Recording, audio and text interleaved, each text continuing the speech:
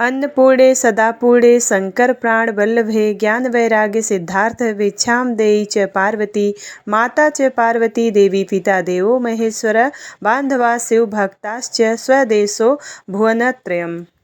माता अन्नपूर्णा की जय। आप सभी पर माँ अन्नपूर्णा का आशीर्वाद सदैव बना रहे। आज आप इस वीडियो में सुनेंगे अन्नपूर्णा माता की संपूर्ण कथा और आरती। मार्गशीर्ष महीने में माँ अन्नपूर्णा की पूजा 21 दिनों तक किया जाता है। माँ अन्नपूर्णा का व्रत बहुत ही चमत्कारी है। इस व्रत को लोग अन्नपूर्णा माँ को धन्यवाद करने के लिए किया करते हैं और माँ की कृपा पाने के लिए भी करते हैं। माँ अन्नपूर्णा की पूजा करने से और इस दिन व्रत रखने से हर प्रकार के सुख और धन धान्य की प्राप्ति होती है। घर में कभी भी अन्न और धन की कमी नहीं रहती है। जो भक्त किसी कारण से पूरे 21 दिन का व्रत नहीं कर सकते हैं तो ऐसे लोग यदि मार्गशीर्ष पूर्णिमा के दिन अन्नपूर्णा माँ का आशीर्वाद प्राप्त करने के लिए व्रत रखते हैं और व्रत की कथा पढ़ते और सुनते हैं और विधि विधान से अपने रसोई घर की पूजा करते हैं तो माँ अन्नपूर्णा को भोग भी लगाते हैं तो उन्हें 21 दिनों के व्रत के पुण्य की ही प्राप्ति होती है। इस बारे में पुराणों में जो कथा प्रचलित है उस कथा के अनुसार प्राचीन समय की बात है। काशी निवासी धनंजय की पत्नी का नाम सुलक्षणा था। उसे अन्य सब कुछ सुख प्राप्त थे, केवल निर्धनता ही उनके दुख का कारण थी। यह दुख उन्हें हर समय सताता रहता था। एक दिन सुलक्षणा पति से बोली कि स्वामी आप कुछ उद्यम करो तो काम चले, इस प्रकार कब तक काम चलेगा। सुलक्षणा की बात धनंजय के मन में बैठ गए और वह उसी दिन विश्वनाथ शंकर जी को प्रसन्न करने के लिए बैठ गया और कहने लगा कि हे देवाधिदेव विश्वेश्वर, मुझे पूजा पाठ कुछ नहीं आता है, केवल तुम्हारे भरोसे बैठा हूँ। इतनी विनती करके वह 2-3 दिन तक भूखा प्यासा बैठा रहा। यह देखकर भगवान शंकर ने उसके कान में अन्नपूर्णा अन्नपूर्णा अन्नपूर्णा इस प्रकार 3 बार कहा। यह कौन क्या कह गया, इसी सोच में धनंजय पड़ गया और मंदिर से आते ब्राह्मणों को देखकर पूछने लगा, पंडित जी अन्नपूर्णा कौन है। ब्राह्मणों ने कहा, तू अन्न छोड़कर बैठा है तो तुझे सब अन्न की ही बात सूझती है, जा घर जा अन्न ग्रहण कर। धनंजय घर गया, स्त्री से सारी बात कही। वह बोली, नाथ चिंता मत करो, स्वयं शंकर जी ने यह मंत्र दिया है, वे स्वयं ही खुलासा करेंगे, आप फिर जाकर उनकी आराधना करो। धनंजय फिर जैसा का तैसा पूजा में बैठ गया। रात्रि में शंकर जी ने आज्ञा दी, कहा कि तू पूर्व दिशा में चला जा, वहाँ पर अन्नपूर्णा नाम जपता जाता और रास्ते में फल खाता, झरनों का पानी पीता जाता। इस प्रकार कितने दिनों तक चलता गया। वहाँ उसे चांदी सी चमकती वन की शोभा देखने में आई, सुंदर सरोवर देखने में, या उसके किनारे कितनी ही अप्सराएं झुंड बनाए बैठी थीं। एक कथा कहती थी और सब माँ अन्नपूर्णा इस प्रकार बार बार कहती थी। यह अगहन मास की उजेली रात्रि थी और आज से ही व्रत का आरंभ था और जिस शब्द की खोज करने वह निकला था वह उसे वहाँ सुनने को मिला। धनंजय ने उनके पास जाकर पूछा कि हे देवियों, आप यह क्या कर रही हो। उन सब ने कहा कि हम सब माँ अन्नपूर्णा का व्रत करती हैं। व्रत करने से गई पूजा क्या होता है और यह किसी ने किया भी है या इसे कब किया जाए, कैसा व्रत है, मैं और कैसी विधि है, मुझसे भी सब कहो। वे कहने लगी कि इस व्रत को सब कोई कर सकते हैं। 21 दिन के लिए 21 गांठ का सूत लेना चाहिए। 21 दिन यदि न बने तो एक दिन ही उपवास करें। यह भी न बने तो केवल कथा सुनकर प्रसाद लें, निराहार रहकर कथा कहें और कथा सुनने वाला कोई न मिले तो पीपल के पत्तों को रखकर सुपारी या घृत कुमारी गुआर पाठ वृक्ष के सामने कर दीपक को साक्षी कर सूर्य, गाय, तुलसी या महादेव को बिना कथा सुनाए मुख में दाना न डालें। यदि भूल से कुछ पड़ जाए तो 1 दिवस फिर उपवास करें। व्रत के दिन क्रोध न करे और झूठ न बोले। धनंजय बोला कि इस व्रत के करने से क्या होगा। वे कहने लगी कि इसके करने से अंधों को नेत्र मिले, लूलों को हाथ मिले, निर्धन के घर धन आए और बांझी को संतान मिले, मूर्ख को विद्या आए और जिस कामना से व्रत करे माँ उसकी इच्छा इच्छा पूरी करती हैं। वह कहने लगा कि बहनों, मेरे भी धन नहीं है, विद्या नहीं है, कुछ भी तो नहीं है, मैं तो दुखिया ब्राह्मण हूँ, मुझे इस प्रकार व्रत का सूत दोगी? हाँ भाई, तेरा कल्याण हो, तुझे देंगे, ले इस व्रत का मंगलसूत्र ले। धनंजय ने व्रत किया। व्रत पूरा हुआ तभी सरोवर में से 21 खंड की सुवर्ण सीढ़ी हीरा मोती जड़ी हुई प्रकट हुई। धनंजय जय अन्नपूर्णा अन्नपूर्णा कहता जाता इस प्रकार कितनी ही सीढ़ियां उतर गया तो क्या देखता है कि करोड़ों सूर्य के समान प्रकाशमान अन्नपूर्णा का मंदिर है और उसके सामने सुवर्ण सिंहासन पर माता अन्नपूर्णा विराजमान है। सामने भिक्षा हेतु शंकर भगवान खड़े हैं और देवांगनाएं चंवर डुलाती हैं। कितनी ही हथियार बांधे पहरा देती हैं। धनंजय दौड़कर जगदम्बा के चरणों में गिर गया। देवी उसके मन का क्लेश जान गई। धनंजय कहने लगा, माता, आप तो अंतर्यामिनी हो, आपको अपनी दशा क्या बताऊं? माता बोली, मेरा व्रत किया है, जा, संसार तेरा सत्कार करेगा। माता ने धनंजय की जिह्वा पर बीज मंत्र लिख दिया। अब तो उसके रोम रोम में विद्या प्रकट हो गई। इतने में क्या देखता है कि वह काशी विश्वनाथ के मंदिर में खड़ा है। माँ का वरदान ले धनंजय घर आया। सुलक्षणा ने सब बात कही और माताजी की कृपा से उसके घर में संपत्ति उमड़ने लगी। छोटा सा घर बहुत बड़ा गिना जाने लगा। जैसे शहद के छत्ते में मक्खियां जमा होती हैं, उसी प्रकार अनेक सगे संबंधी आकर उसकी बड़ाई करने लगे और कहने लगे कि इतना धन और इतना बड़ा घर, सुंदर संतान नहीं है तो इस कमाई का कौन भोग करेगा? सुलक्षणा से संतान नहीं है, इसलिए तुम दूसरा विवाह करो। अनिच्छा होते हुए भी धनंजय को दूसरा विवाह करना पड़ा और सती सुलक्षणा को सौत का दुख उठाना पड़ा। इस प्रकार दिन बीतते गए। फिर अगहन मास आया। नए बंधन से बंधे पति से सुलक्षणा ने कहा कि हम व्रत के प्रभाव से सुखी हुए हैं, इस कारण यह व्रत छोड़ना नहीं चाहिए। यह माता जी का प्रताप है जो हम इतने संपन्न और सुखी हैं। सुलक्षणा की बात सुन धनंजय उसके यहाँ आया और व्रत में बैठ गया। नई बहू को इस व्रत की खबर नहीं थी। वह धनंजय के आने की राह देख रही थी। दिन बीतते गए और व्रत पूर्ण होने में 3 दिवस ही बाकी थे। नई बहू को खबर पड़ी कि उसके मन में ईर्ष्या की ज्वाला दहक रही थी। सुलक्षणा के घर आ पहुंची और उसने वहां भगदड़ मचा दी। वहां पर धनंजय को अपने साथ ले गई और घर में धनंजय को थोड़ी देर के लिए निंद्रा ने दबाया और इसी समय नई बहू ने उसका व्रत का सूत तोड़कर आग में फेंक दिया। अब तो माता जी का कोप जाग गया और घर में अकस्मात आग लग गई। सब कुछ जलकर खाक हो गया। सुलक्षणा जान गई और पति को फिर अपने घर ले आई। नई बहू रूठ कर पिता के घर जा बैठी और पति को परमेश्वर मानने वाली सुलक्षणा बोली कि नाथ, घबराना नहीं, माता जी की कृपा अलौकिक है और पुत्र कुपुत्र हो जाता है पर माता कुमाता नहीं होती हैं। अब आप श्रद्धा और भक्ति से आराधना शुरू करो, वे जरूर हमारा कल्याण करेंगी। धनंजय फिर माता के पीछे पड़ गया और फिर वही सरोवर सीढ़ी प्रकट हुई। उसमें माँ अन्नपूर्णा कहकर वह उतर गया। वहां जाकर माता के चरणों में रुदन करने लगा। माता प्रसन्न हो बोली कि यह मेरे स्वर्ण की मूर्ति ले और उसकी पूजा करना, तू फिर सुखी हो जाएगा। जा, तुझे मेरा आशीर्वाद है।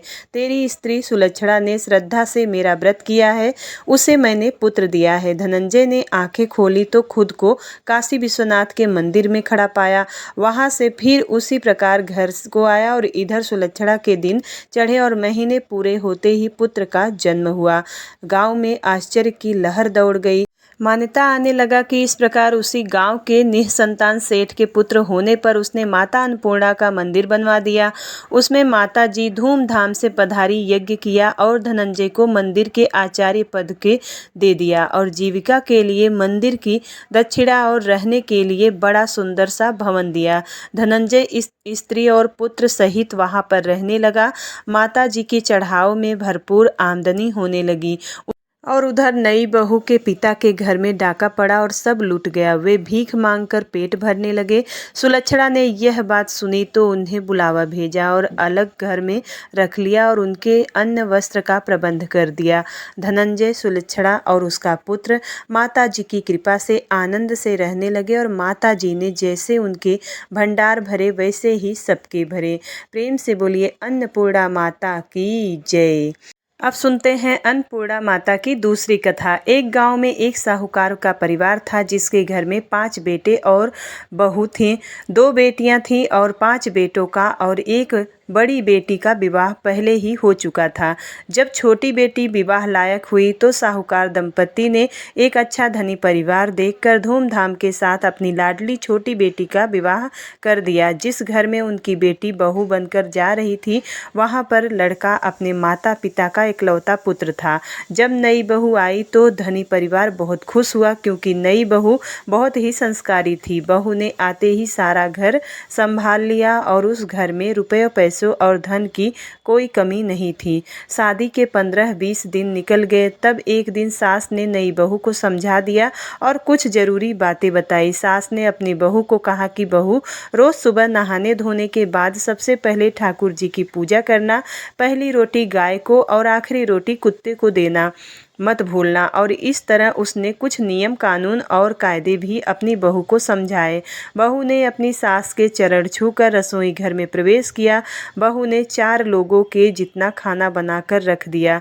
फिर सास, ससुर और पिता के खाना खाने के बाद जब बहू खाना खाने बैठी तो रोटी का टिफिन खाली निकला। तब वह बहुत थोड़ी ही दाल और चावल खाकर रह गई। वह मन ही मन सोचने लगी कि शायद मैंने आटा कम लिया था, इसलिए शाम को 1 कटोरी आटा ज़्यादा लगाऊंगी ताकि मेरे लिए भी रोटी बच सके। फिर उस दिन शाम को बहू ने 1 कटोरी आटा ज़्यादा लगाया और रोटी सब्जी बनाकर रख दी। और शाम को पति के आने के बाद सास, ससुर और पति के खाना खाया। और उनके खाना खाने के बाद जब बहू खाना खाने बैठी तो उसने रोटी का टिफिन खोलकर देखा तो उसमें एक भी रोटी नहीं बची थी।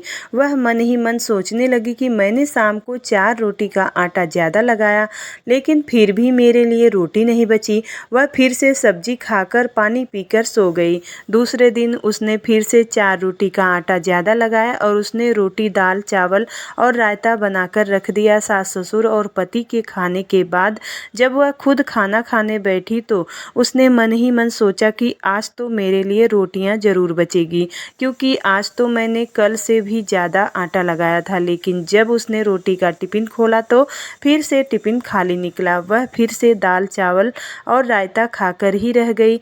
वह समझ ही नहीं पा रही थी कि ऐसा क्यों हो रहा है और कौन है जो नहीं चाहता है कि मैं रोटी खाऊं। दिन प्रतिदिन वह सूखने लगी और कमजोर पड़ने लगी, परंतु संकोच के कारण वह मन की बात किसी को नहीं कह पाई। लेकिन वह रोज आटा ज़्यादा लगाती गई और इस उम्मीद में कि शायद कोई दिन हो जो ऐसा आए कि उसके लिए रोटी बच सके। लेकिन ऐसा किसी भी दिन नहीं हुआ। जब उसके लिए रोटी बचती, वह दिन प्रतिदिन बिना अन्न खाने से कमज़ोर पड़ने लगी। और एक दिन की बात है, बहू जब पालक काट रही थी तो गलती से उसकी उंगली में चाकू से चीरा लग गया। तब उसकी सास ने कहा कि बहू, तुम आज रोटी कैसे बनाओगी?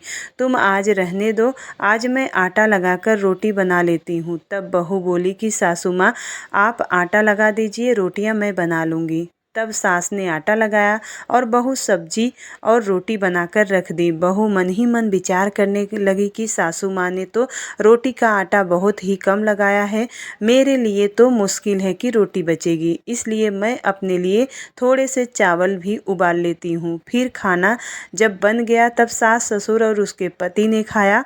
और सबके खाना खाने के बाद जब बहू दुखी मन से खाना खाने बैठी तो और उसने रोटी का टिफिन खोलकर देखा तो उसमें 4 रोटियां पड़ी हुई थी। वह बहुत खुश हुई।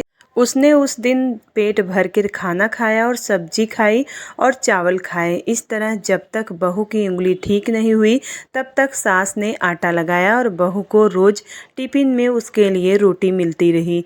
जब 8-10 दिन बाद बहू की उंगली ठीक हो गई तब सास ने बहू से पूछा, बहू, अब तो तुम्हारी उंगली ठीक हो गई होगी, आटा तुम लगा लोगी या मैं लगाऊं?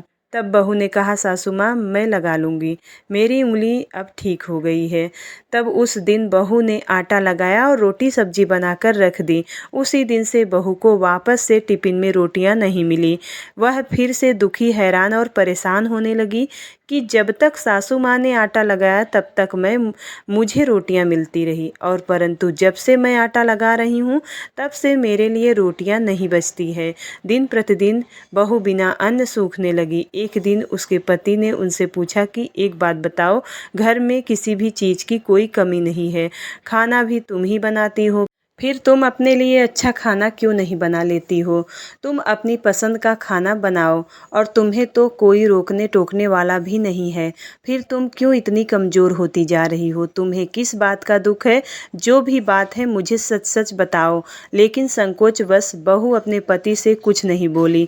उस रात पति मन ही मन सोचने लगा कि शायद मेरी पत्नी को उसके मायके की याद आ रही होगी। कल सुबह ही मैं माँ जी से आज्ञा लेकर इसको इसके मायके उसके माता पिता और भाई बहन से मिलवा कर लाऊंगा, ताकि इसका मन लगे। और दूसरे दिन बेटे ने अपने माँ बाबूजी से अपने मन की पूरी बात बताई और तब माँ बाबूजी ने कहा कि बेटा ज़रूर ले जाओ, शायद बहू का मन भी प्रसन्न हो जाए। तब बेटा अपनी बहू को उसके मायके लेकर गया और साहूकार दंपत्ति ने बेटी का खूब आवभगत किया और तरह तरह के व्यंजन बनाकर खिलाए। तब दोपहर में साहूकार दंपत्ति अकेले में अपनी बेटी से बोले कि बेटी, तुझे ससुराल में क्या दुख है?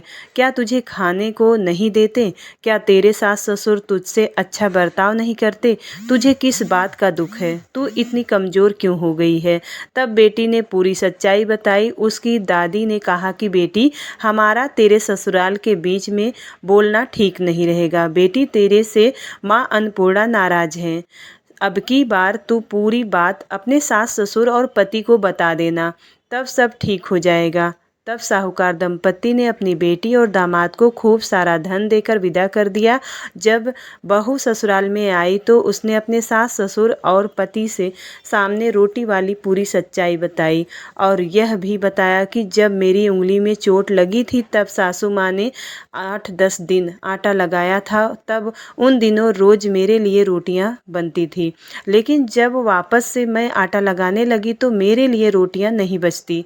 तब सास को पूरी बात समझ में आ गई और सास अपनी बहू को चौके अर्थात रसोई में ले गई और आटे के डिब्बे में से आटा निकाला और बहू के सामने आटा लगाने के बाद परात में से एक कोने में गूथे हुए आटे को रखा और गूथे हुए आटे पर अपनी 5 उंगलियों का छाप छोड़ दिया।